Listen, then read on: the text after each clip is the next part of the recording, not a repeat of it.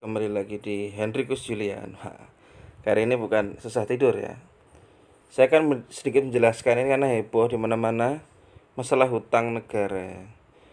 Saya akan menjelaskan satu alasan kenapa negara berhutang ya. Kenapa negara berhutang ya. Banyak alasan yang lain ya, tapi ini salah satunya ya. Alasannya, faktor yang utamanya adalah keterbatasan sumber daya ya. Sumber daya alam biasanya ya, sumber daya alam. Kenapa terbatas? Ya karena tidak semua negara punya segalanya ya. Ada negara yang banyak minyaknya tapi tidak punya lahan pertanian. Ya, ada negara yang punya lahan pertanian tapi tidak punya minyak. Punya tapi sedikit seperti negara kita ya. Dan gara-gara yang kedua adalah dolar. Kenapa dolar ya? Nanti tak jelasin ya kenapa kok dolar menjadi alasannya ya.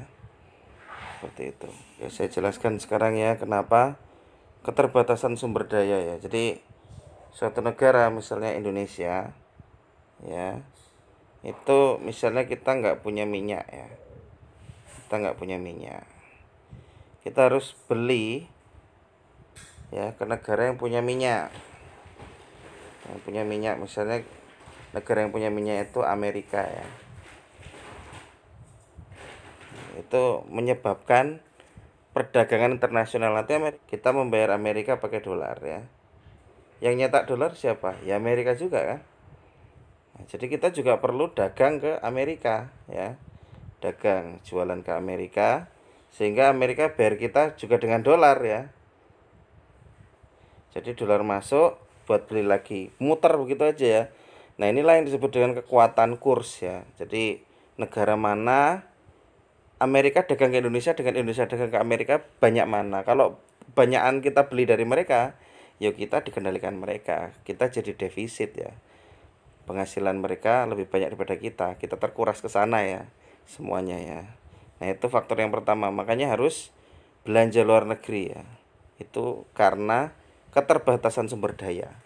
Dan selisih belanjanya itulah yang membuat kita jadi defisit ya. Itu sistem ekonominya seperti itu ya. Itu faktor keterbatasan sumber daya ya. Faktor yang kedua ya, karena dolar. Dolar ini penyakitnya dolar ini ya. Dolar ini adalah sumber dari segala trouble ya. Kenapa pakai dolar ya? Karena ya Amerika adalah pemenang perang dunia kedua dan juga negara yang mengendalikan ekonomi dunia ya. Ada istilah winner takes all, yang menang yang menguasai seluruh dunia ya. Iya memang begitu ya. Kita jual dapat dolar, kita beli pakai dolar ya. Kalau kurang itu akhirnya defisit ya, kalau kita kurang banyak jualnya lebih banyak belinya ya. Nah, tapi ada masalah satu lagi ya, karena dolar itu adalah mata uang internasional istilahnya untuk perdagangan internasional, maka negara lain pun juga pengennya dibayar pakai dolar. Misalnya kita beli barang di Malaysia ya, di produk dari Malaysia, Indonesia beli, nah dia kan mintanya juga dibayarnya pakai dolar ya, dibayarnya pakai dolar. Sedangkan perdagangan kita dengan Amerika tadi dolarnya defisit ya. Lalu bagaimana supaya kita tetap bisa beli barang dari Malaysia? Ya kita dagang juga, jual juga ya supaya dolar mereka juga ngalir ke kita. Tapi seberapa besar volume dagangnya yang lebih besar? Lagi-lagi kalau kita lebih kecil, kita jadi defisit dan Indonesia itu defisit terus ya. Akhirnya apa? Lama-lama Indonesia kehabisan dolar ya untuk perdagangan luar negeri ya. Jadi sistem menggunakan dolar ini jangan luar biasa ya. Jadi misalnya kita mau dagang, mau beli ke Malaysia, Indonesia ini, kita kalau mau beli ke sana butuh dolar.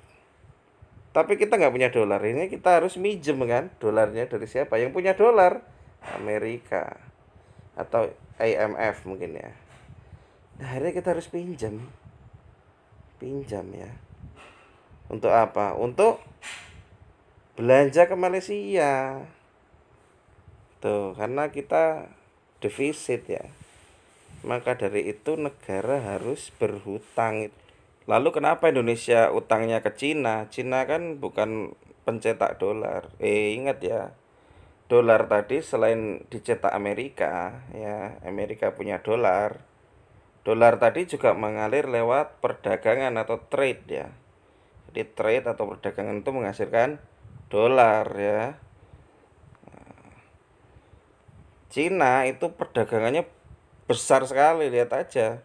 Mainan anak dan sebagainya itu semua made in Cina. China itu punya dolar yang sangat banyak ya.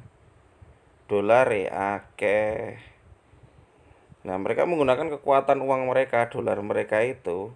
Nanti kita mau bicarain tentang renminbi dan yuan juga.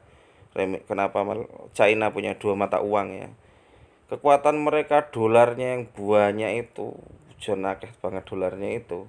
Nah, itulah yang mereka gunakan untuk ngutangi negara-negara lain. Kita tuh sebenarnya ketika ngutang tuh kita tersandra karena kita ya punya kewajiban bayar sama mereka, balas budi juga. Terus politik kita juga harus mengarah ke mereka ya. Jadi Indonesia untuk dagang ya, Indonesia untuk dagang, ke luar negeri untuk beli ke luar negeri. Ini Indonesia dalam konteks negara loh ya, bukan Anda sebagai warga negara. Tapi Anda juga kalau belanja ke luar negeri banyak juga kok yang bayarnya harus dalam dolar ya. Banyak juga yang harus bayar ya dalam dolar ya. Jadi kita harus pinjam ke Cina ya dolarnya ya. Kita pinjam dari Cina masuk ya.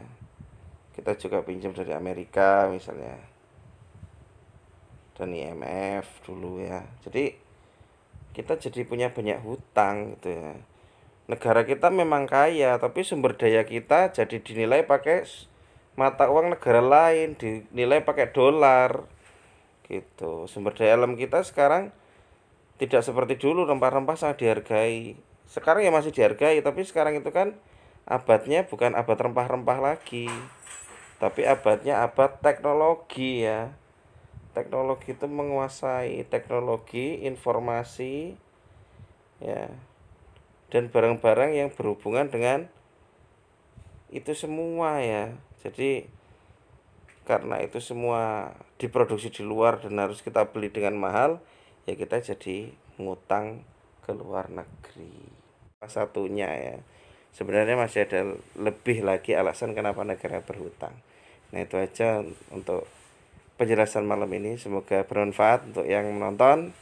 Lebih paham sedikit lah ya tentang ekonomi, ya nggak cuma komentar ya. Oke, bye bye.